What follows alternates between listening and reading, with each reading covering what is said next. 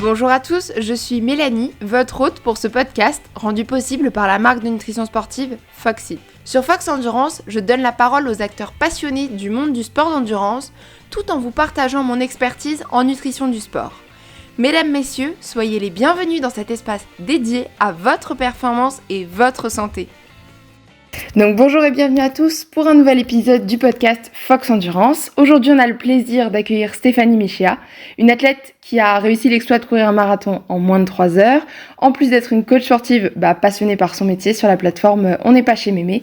Elle est aussi ambassadrice de Foxit, donc la marque de nutrition sportive qui est dédiée aux sportifs d'endurance. Bienvenue Stéphanie. Merci. Donc on va démarrer par une petite présentation. Est-ce que tu peux te présenter ton métier, ta vie, tes études ? Raconte-nous tout. Alors, j'ai 45 ans, je cours depuis que j'ai l'âge de 14 ans. Voilà, j'ai commencé par le 800 mètres et assez rapidement après avoir eu un enfant à 36 ans, tous mes potes, ma famille m'ont offert mon premier marathon pour mes 40 ans. Donc, ça a été le marathon de New York, où là, j'ai fait 3h01. Et quel dommage de faire 3h01 et de ne pas continuer le marathon. Donc, j'ai tenté un deuxième marathon où là, j'ai fait 2h59 à Valencia. Et 2 ans après, je bats mon record en 2h56, donc qui est mon record personnel. Voilà. Ok, super.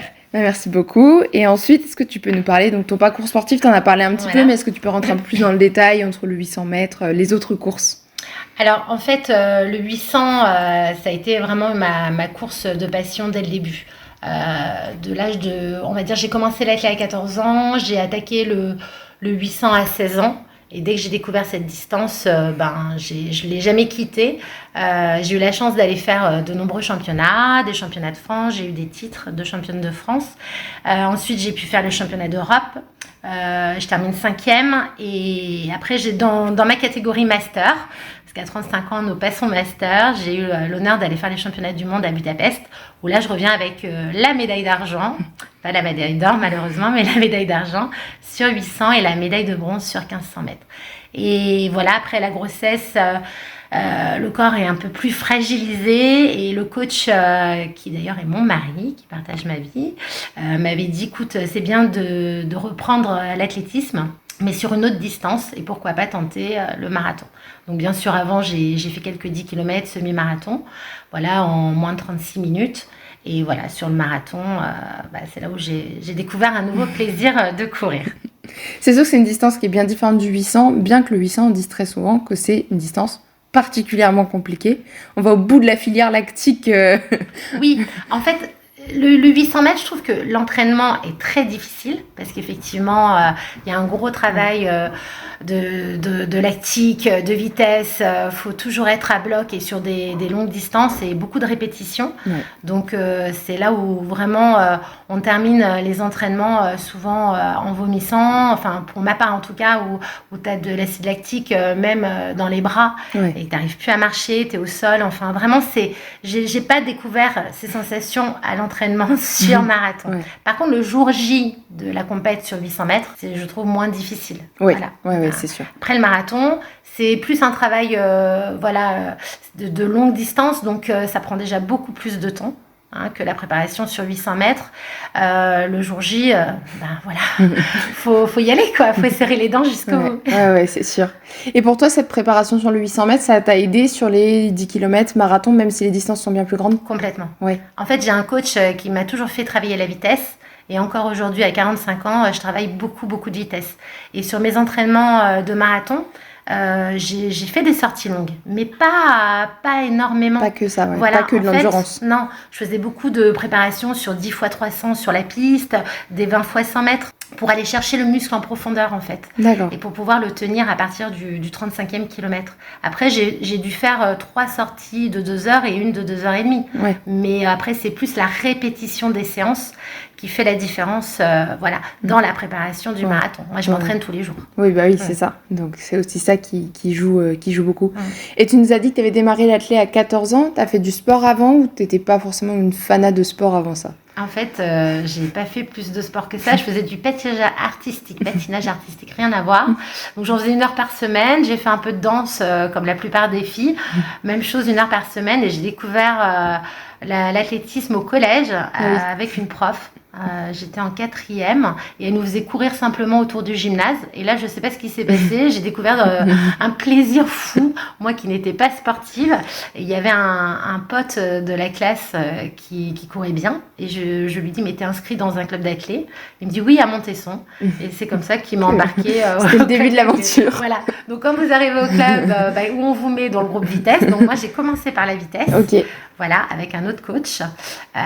Et j'ai fait 2 ans juste de la vitesse. Okay. Mais pour moi, c'était un enfer. 100 mètres, à peine partie, t'es déjà arrivée. J'arrivais dernière, je pleurais à l'arrivée des courses. Enfin, c'était hyper frustrant. Parce qu'à 14 ans, on est déjà spécialisé. Il n'y a plus courir, sauter, lancer. Alors, si, tu as encore... Okay. Mais voilà, après 15 ans, tu commences à faire des 80 mètres, à te spécialiser sur 100 mètres. D'accord, donc, voilà. Ok. Donc, moi, c'est tout naturellement que je t'ai proposé de devenir ambassadrice Foxit. Est-ce que tu peux nous dire 2-3 mots sur ta participation en tant qu'ambassadrice pour cette marque? J'étais très fière que tu me proposes, donc, parce que j'ai vraiment en plus une admiration pour toi, pour ton travail, parce que c'est vrai que t'es quelqu'un... t'es proactive, tu te renouvelles, t'es dynamique et puis t'es professionnelle dans ce que tu fais. Tu as suivi pas mal de mes adhérents sur On est pêche chez Mémé. Donc voilà, j'étais très très fière de représenter la marque. Après, j'espère être à la hauteur. Bah oui. Donc voilà, et je vais tout faire pour la présenter le mieux possible. Trop bien. Voilà. Mais c'est souvent ça dans les partenariats, on a toujours peur l'une et l'autre de ne pas être à la hauteur de l'une et l'autre. C'est ça. Après, c'est bien de le dire, je pense. Voilà, c'est ça. Comme ça, t'es moi, transparent. Je suis quelqu'un qui a beaucoup de doutes. Je suis pas quelqu'un qui a confiance en moi malgré les apparences. Donc, je trouve ça bien de se remettre en question cool. et de dire les choses.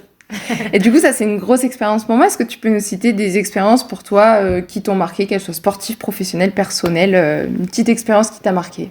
Moi, une grosse expérience, on va dire. Tu vois, ça me fout les larmes aux yeux. C'est marrant. Quand je suis partie faire, on m'a proposé de participer à la course valide des championnats du monde en e-sport. Ah oui, trop bien. Ah ouais. Faut pas pleurer. Hyper émouvant. En fait, c'était une expérience incroyable parce que toi, tu arrives en tant que valide. Et là, tu arrives sur un terrain d'échauffement. Et tu vois des gens courir avec un bras en moins, une jambe en moins. Et là, tu te dis, ah ouais, non mais toi, t'as pas le droit de te plaindre. Ah bah, c'est des leçons de vie à chaque fois. Voilà, c'est ça. Et alors, tu fais ta course. Je courais sur 800 mètres à l'époque. C'était dans le Nord. Et là, à l'arrivée de la course, c'est ça qui m'a marqué. T'as tous les athlètes en e-sport qui viennent vers toi et qui te demandent un autographe. Ah oui. Et là, je me suis dit, attends.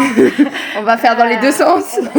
C'était plutôt à moi d'aller leur demander l'autographe. Ils étaient quand même au championnat du monde, là où tu as toutes les nations qui sont représentées. Tu entends tous les hymnes. Enfin bon, c'était incroyable. C'était incroyable. Donc voilà une expérience qui m'a manqué. Après, j'en ai beaucoup en 25 ans d'athlée. J'ai eu l'honneur, alors là, de participer aux 2 courses d'ouverture du meeting Areva au Stade de France. Donc là, tu te retrouves sur le terrain d'échauffement avec Usain Bolt, Christophe Lepec, les meilleurs mondiaux. Donc c'est plutôt pas mal. Et là, tu prends tout ce qu'il y a à prendre parce que c'est une expérience de dingue de te retrouver au milieu des meilleurs. Des meilleurs. Après, j'ai eu beaucoup d'autres expériences. Une dernière, aller pour la route. J'avais été invitée au meeting international de Fort-de-France à la Martinique. Donc là, on te paye l'avion 10 jours avant, tu arrives dans un super hôtel et tu vas à l'épicerie de l'hôtel. Et là, tu retrouves Keith Collins, le recordman du monde du 100 mètres, qui fait tomber sa pièce et tu lui ramasses sa pièce. Tu sympathises avec lui, tu passes une semaine. Ça voilà. Et puis voilà, super expérience où ça s'est terminé par un meeting avec des agents, des attachés de presse. Moi, je connaissais. J'étais jeune, j'avais 22-23 ans. Donc, j'étais au top de mes performances sur 800 mètres. Donc voilà. On dit souvent que le sport est source de rencontres. Moi, c'est là que j'ai rencontré mon compagnon aussi. Le sport est toujours source de rencontres. Totalement. Ça rapproche. Voilà, exactement. C'est là où j'ai rencontré mon mari. Aussi. Voilà. qui était mon coach à la base et qui est devenu mon mari. Voilà. Donc, pas facile parce qu'au départ, tu te dis attention, rapprochement. Voilà. Est-ce que ça va pas gâcher la relation coach-athlète sur le stade Pour plus tard, ouais. Voilà. Et en fait, on a toujours su faire la part des choses. Ouais. Tu vois, quand on arrive au stade, c'est plus mon mari, c'est vraiment mon coach. Ouais. Et on parle, on s'embrasse jamais sur la piste. Tu vois, c'est très... et on parle, catelé. Ouais. Et après, il faut arriver aussi, si la séance est mal passée ou quoi, quand on rentre à la maison, c'est plus le coach et... Ah, mais on est bipolaire, nous. On arrive bien à faire la part des choses. Ben là, il faut. Hein. Non, mais du moment où on sort du stade, et pratiquement, on parle plus à tête. Okay. Et même s'il m'a engueulé parce que j'ai pas fait la séance comme il le souhaitait, soit trop vite, soit trop lente, quand on sort, déjà je lui en veux pas parce que c'est le coach et tout ce que dit le coach, je respecte énormément. J'ai vraiment confiance en lui. Je pense que la base de toute manière de la relation, quelles que soient les relations, c'est la confiance. Donc il me dit va faire 20 séries, je vais faire les 20 séries, même si à la base il m'en avait dit 10. Même si j'ai envie de pleurer. On va les faire quand même. Voilà. Ok, alors on va parler un petit peu de ton expérience sur marathon. Donc on l'a dit, un marathon en moins de 3 heures, il y en a même eu plusieurs en moins de 3 heures. Combien de temps il te faut de préparation? Alors on a bien précisé qu'il y avait eu un gros passif en athlétisme, mais une préparation spécifique pour un marathon, on parle souvent de la préparation en 12 semaines. Chez toi, ça dure combien de temps? 3 mois et demi à peu près. 3 mois et demi, donc un peu plus de 3 mois, ce qu'on entend en général. Ok. 3 mois et demi. Elle est vraiment progressive, ma préparation. Après, j'ai la chance de travailler pour moi, donc d'avoir un emploi du temps où je peux m'organiser, qui fait que je peux faire des séances tous les jours. Donc, c'est plus sur du long terme, ma préparation. Ouais. Et du coup, tes jours off, tu les cales au fil de ta fatigue ou tu les cales dans ton programme, là, ces jours off? C'est le coach. C'est le coach qui cale. C'est le coach qui cale mes jours off. En fait, en gros, comment ça se passe? Moi, je connais pas mon planning d'entraînement. Je travaille tous les jours avec le coach. Bon, plutôt facile. Donc, au petit-déj, je lui dis c'est quoi mes séances du jour. Et puis, l'avantage, mon coach, il me connaît depuis que j'ai 16 ans, il me connaît bien. L'avantage aussi de partager ma vie avec lui, c'est qu'il voit mes périodes où je peux être fatiguée. Donc, il adapte énormément mon programme d'entraînement. De temps en temps, il prévoit des séances qu'il ne me fait pas faire le jour où il avait prévu de les faire parce que je suis un peu fatiguée. Donc, dans ce cas-là, voilà. Et nous, on travaille énormément, on en parlera ensemble, sur des méthodes de sensation. On ne travaille pas tout le temps à la montre. Ok. Voilà. Ouais, j'ai une petite question sur ça après. Ok, et c'est drôle parce que c'est comme en nutrition, on ne travaille pas que sur de la ration alimentaire, on travaille aussi sur des sensations. Est-ce que, donc, c'est ce moins de 3 heures, donc on l'a dit, New York, 3h01, ton premier objectif, ça a été de dire moins de 3 heures, ou si c'était moins de 3h01 et les petites secondes, c'était bon, ou c'était moins de 3 heures? Tu veux que je te dise vraiment mon premier objectif? C'était 3h30 à New York. Ok. Donc, j'étais dans le SAS. Un petit problème. J'étais dans le SAS 3h30. Ok. Le coach savait que j'étais prête pour faire mieux que 3h30. Oui, là, oui, t'es prête, oui. Parce qu'une demi-heure sur marathon. C'est quand même beaucoup. Mais sachant que j'avais couru qu'un semi-marathon, que des semi-marathons avant, et que c'était mon premier, que New York, faut savoir que New York, la deuxième partie, elle est en faux plat tout le temps, longtemps. Donc, 3h30. Donc, qui fait que la veille, je raconte rapidement, mais la veille du marathon, j'ai un brief avec le coach qui me dit, bon, tu sais, le marathon, c'est un travail de régularité. Donc, ne pars pas trop vite, mais ne pars pas trop lentement. Ok. Donc, étant dans le SAS à 3h30, je pars sur marathon. Et là, les 5 premiers kilos, au lieu d'être en 4,15, 4,20 au kilo, en moyenne, allure 4,15, 4,20, je suis en 5,20, 5,30. Voilà. Et là, je me dis, qu'est-ce que je fous là? On avait dit pas trop doucement quand même. Doucement. Je suis bloquée en fait. Il y a trop de monde. Je ne veux pas courir à mon allure. Je ne fais que dépasser. Voilà. Et au bout de 5 bornes, ça commence un peu à s'étaler. Voilà. Parce qu'on part sur un pont, c'est un peu étroit. Et du coup, voilà. Donc après, je retrouve vite une allure qui fait que je me rends vite compte que je suis bien. Et en fait, en plus, ça va, c'est en miles. Donc au bout d'un moment, c'est pas que je suis perdue dans mes allures, mais je ne sais même plus trop où j'en suis. On verra bien. La conscience du premier marathon. Et je cours, et je m'aperçois à, on va dire, 5 km de l'arrivée, que je peux peut-être taper à moins de 3 heures, en fait, tu vois. Tu vois, non, mais vraiment l'insouciance du premier marathon.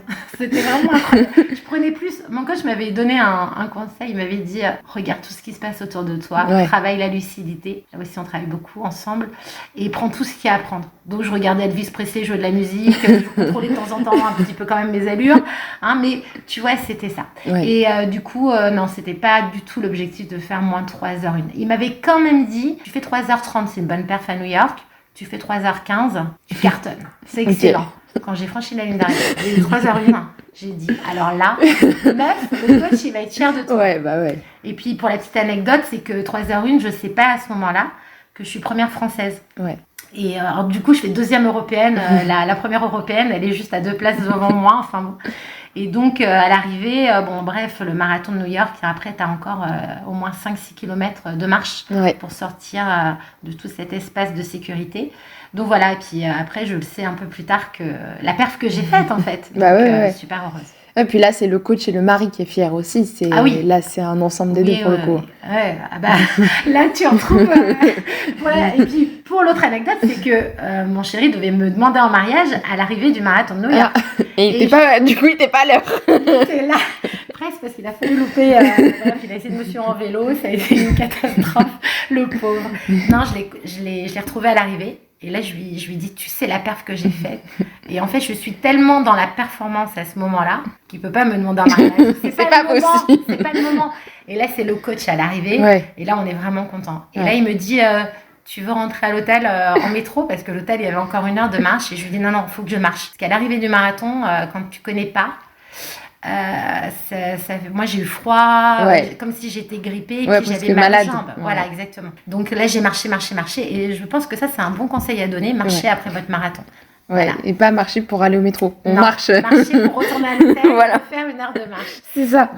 Voilà l'objectif sur le premier marathon. Par contre, sur les autres, j'avais vraiment... Les autres, c'était planifié, l'objectif en moins de 3 heures, complètement. Et du coup, comment tu as vécu ces différentes préparations? Je sais que... Alors moi, je suis plutôt sur des prépas triathlon, bien qu'il y ait possiblement une prépa marathon qui se profile, mais je suis plutôt sur du triathlon. Mais je sais qu'en triathlon longue distance, pour le coup, moi, il y a des moments de la prépa, j'ai envie de tout envoyer péter quand même. Donc, est-ce qu'en marathon, c'est pareil? Comment tu les vis? En fait, pour moi, le plus difficile dans la préparation marathon, c'est pas l'entraînement. Parce que je suis une fan de l'entraînement. Pour moi, c'est tout ce qui va à côté, tout ce qui est à côté. L'hygiène de vie. La diététique, l'hydratation. Moi, j'ai pas une nature à être sèche. Donc, il faut que je me batte au quotidien pour garder un poids de forme. Parce qu'en plus, je suis gourmande, je suis épicurienne, j'aime bien faire la fête. J'aime bien boire de temps en temps un verre de vin. Et là, tu rentres au couvent, quoi. Non, mais c'est vrai, mais en même temps, si tu veux vivre derrière quelque chose que tout le monde ne vivra pas, tu n'as pas le choix. Tu es obligé d'en passer par là. Si tu veux perfer, il faut savoir ce que tu veux. Soit tu veux terminer ton marathon. Soit tu veux terminer ou perfer, c'est pas pareil. Chacun son objectif. Mais moi, je ne prends pas le départ d'un marathon si je ne suis pas prête. Parce qu'en fait, je vais me sentir prête si j'ai fait tout ce qu'il fallait à côté. Donc, effectivement, je suis maigre avant mon départ de marathon, je suis sèche, mais j'ai confiance en moi parce que je suis prête en fait. Mais par contre, de temps en temps, je te jure, je pleure dans ma douche. Je sais pas pourquoi sous la douche, mais moi aussi c'est sous la douche. C'est la décompression. Je crois que c'est la décompression, tu reviens de l'entraînement et t'en peux plus. Non mais je vais vous raconter un truc, c'est-à-dire qu'on est à 15 jours avant le marathon, mon deuxième marathon. Je fais une sortie, je dois être au rythme marathon pendant 2 km et je suis incapable de tenir le rythme marathon. Et là, tu vois, je sors d'un gros cycle d'entraînement. Et là, je rentre et là, je me dis, mais comment je vais faire? Comment je vais faire? Mais je pense qu'il y a plein de gens qui se posent cette question-là. Comment je vais faire ces 42 km à ce rythme-là que je ne suis même pas aujourd'hui capable de tenir sur 2-3 bornes. Ah bah là, tu t'effondres dans la douche, t'es assise. Et là, vraiment, tu te demandes qu'est-ce que tu fais là? Et en fait, tout est exacerbé parce que tu as une grosse fatigue. C'est pour ça que quand tu as une préparation marathon ou Ironman, le sommeil est hyper important. Ou moi, j'ai mis au point les micro-siestes. L'après-midi, 20 minutes, c'est un entraînement, mais ça me régénère énormément. Ouais, ça peut être intéressant à mettre en place. Et est-ce que du coup, notamment peut-être lié à la fatigue, tu as eu des blessures pendant ces périodes de prépa marathon? Premier marathon pour New York, 15 jours avant, une douleur impossible au mollet. Alors là, le monde s'écroule, t'as fait bah 3 ouais. mois d'efforts. Et bah donc là, j'ai eu mon podologue qui m'a sauvé la vie. Vraiment, je l'ai appelé, ouais, c'est Arnaud Lemoine, si je vais le citer, à Vaucresson. Et lui, je l'appelle et je lui dis, écoute, il faut que tu me sauves la vie, j'ai un problème de mollet. Il m'a dit, viens cet après-midi. D'où l'intérêt aussi des semelles.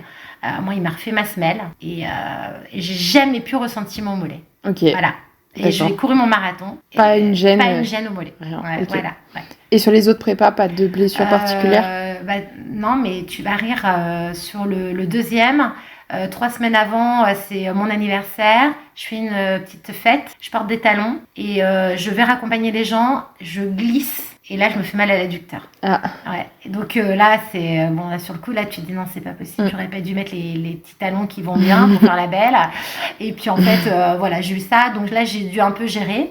Mais pareil, on a géré. Sinon, c'était pas lié du tout à l'entraînement. Ok. Voilà. Bon, donc ça montre aussi qu'un entraînement bien construit, parce que on l'a dit, le marathon c'est éprouvant pour le corps, mais la prépa, il faut qu'elle soit bien construite pour qu'elle soit productive, quoi. Exactement. Et puis après aussi la récupération, parce que le corps il prend cher quand même. Ouais, donc.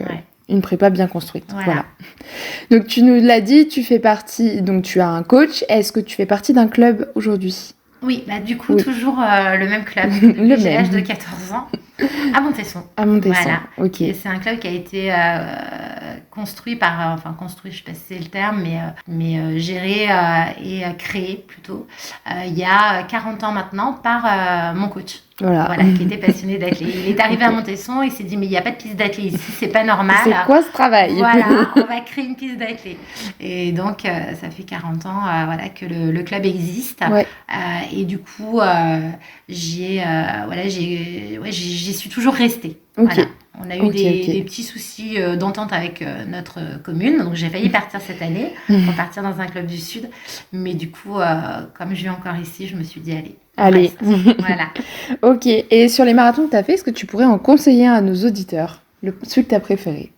Eh ben, j'en ai fait donc 3, dont 2 à Valencia, 1 à New York, qui sont totalement différents. Oui. Valencia, c'est un marathon en Espagne où je le conseille vraiment pour faire une performance. Ouais, je crois que tous ceux qui partent pour un record, Valencia. Voilà. En fait, c'est le marathon très plat, très bonne ambiance, bien organisé, bien placé dans la saison, je trouve, parce que juste après les vacances, les grandes vacances d'été, tu peux commencer ta préparation. Sans être en plein cagnard. Exactement. Okay. Voilà, donc pour la performance, par rapport à mon expérience, je dirais Valence. Par contre, pour le show, pour l'expérience humaine et sportive, je dirais New York. Il faut faire New York une fois dans sa vie. Pour te dire, j'ai envie d'y retourner, quoi. Aujourd'hui, si tu me dis entre Valence et New York, je repars à New York. Mais voilà, j'espère refaire moins de 3 heures à New York. Enfin, au moins mieux que 3 heures à New York. Oui, ma maman aussi, c'était son premier marathon à New York pour ses 40 ans aussi. Ah, on a un point commun. Et elle avait couru en combien? Alors, elle c'était son premier, c'était moins de 4h30. L'objectif, elle avait 4h29. Ah, c'est bien. Et après, elle a fait... Alors, pour le coup, elle s'est centrée sur les gros. Elle a fait Paris, Berlin. Donc, elle a commencé par New York. Et elle a fini par le dernier à La Rochelle. En moins de 4 heures, en 3h59. Voilà.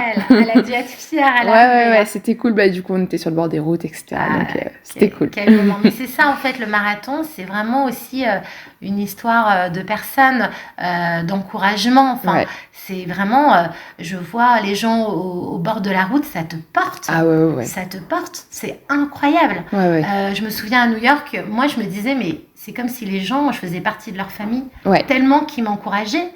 C'était incroyable. Et chose qu'on voit beaucoup moins, par exemple, sur le marathon de Paris, où les gens sur le marathon de Paris encouragent quand c'est leur famille.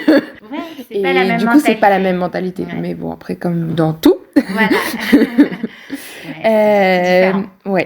Et est-ce que tu as un rituel les matins de course que tu mets en place pour t'assurer une bonne course? On est un peu superstitieux. Les athlètes, on a nos petits trucs. Je termine toujours ma douche à l'eau froide en bas du corps. Alors, pas en haut du corps. Je suis pas exagéré quand même. Voilà. En bas du corps, je termine toujours à l'eau froide. Je prends toujours un petit café, mais je déjeune pas moi le matin d'une course. Je mets pas mon système digestif en marche. C'est vraiment mon rituel, on va dire.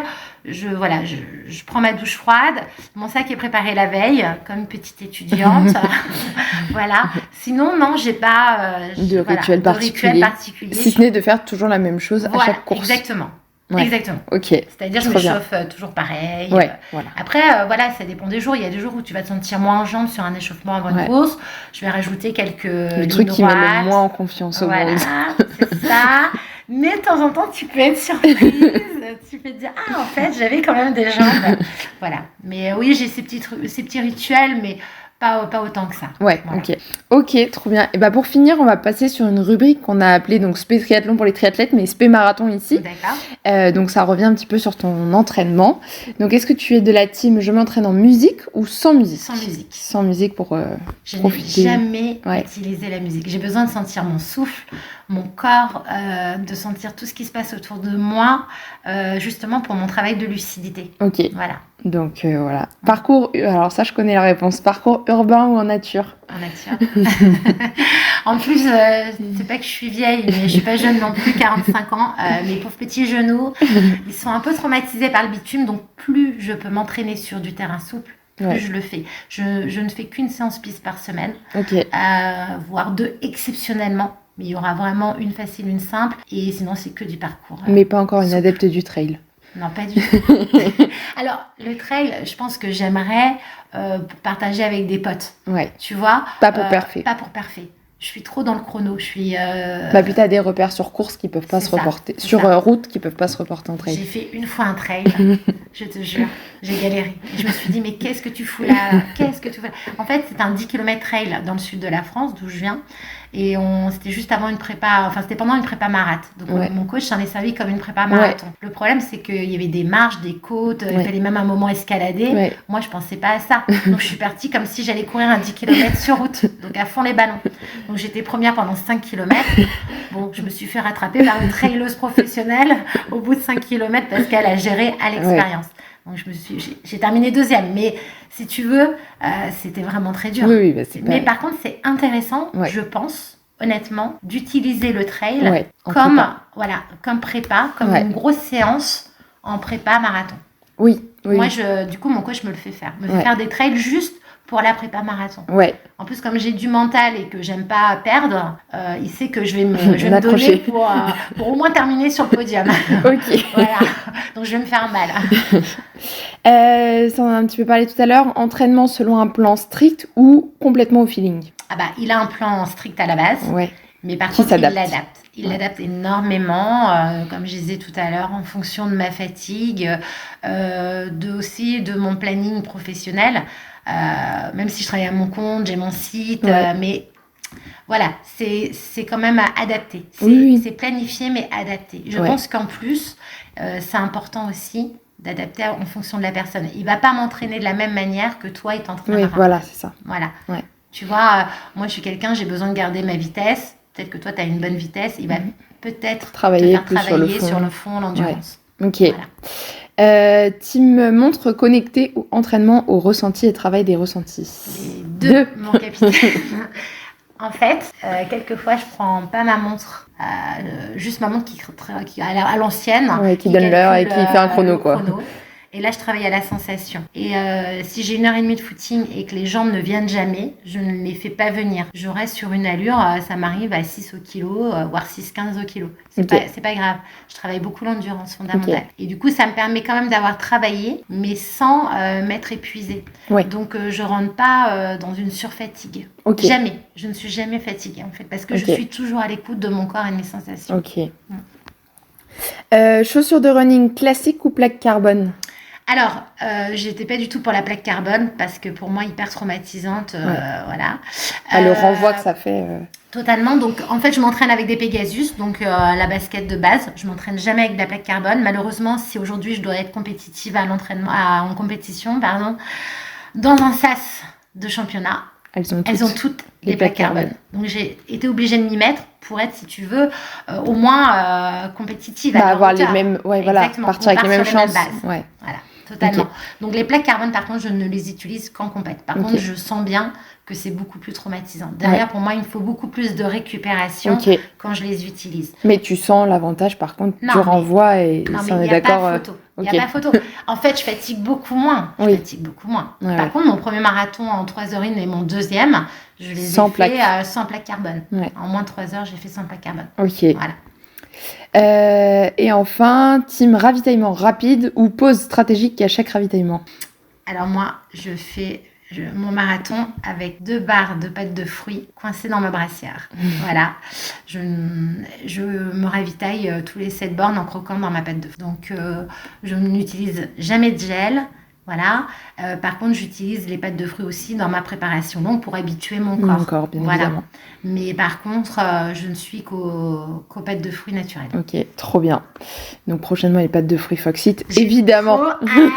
J'ai trop hâte. Et du coup, de l'eau, tu en chopes quand même sur les ravitaux, juste à la volée? Ah ouais, exactement. Ouais. En fait, je me charge pas. Okay. Attends, je galère déjà 3 mois et demi à perdre mes 3 kilos, à me charger.